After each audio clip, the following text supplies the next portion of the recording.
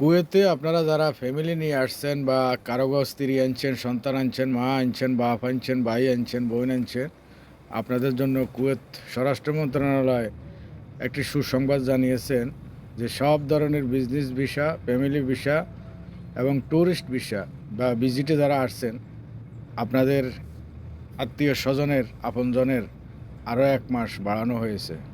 এটা এক সুসংবাদ স্বরাষ্ট্র মন্ত্রণালয় ঘোষণা করছেন। এই মেয়াদ বাড়ানোর জন্য আপনাকে কোনো ধরনের কোনো হ্যাসেল পোহাইতে হবে না, কোনো ধরনের কষ্ট করতে হবে না, রেসিডেন্সি অ্যাফেয়ার্স অ্যান্ড অন্য কোনো সরকারি দপ্তরেও যেতে হবে না। এটি নিজে নিজে অটোমেটিকলি আপডেট হয়ে যাবে। চাইলে আপনি সাহেল অ্যাপসে দেখতে পারবেন।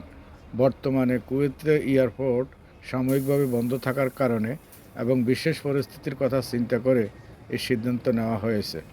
ভিজিট এবং তাদের স্পন্সররা যাতে কোনো ধরনের আইনি জটিলতা বা জরিমানার সম্মুখীন না হয় বা জরিমানার মুখে না পড়েন, সেই দিক বিবেচনা করে, মানবিক বিষয়টি বিবেচনা করে এই ঘোষণা দিয়েছেন নিরাপত্তা মিডিয়া ডিরেক্টর কর্নেল ওসমান আল গালিব।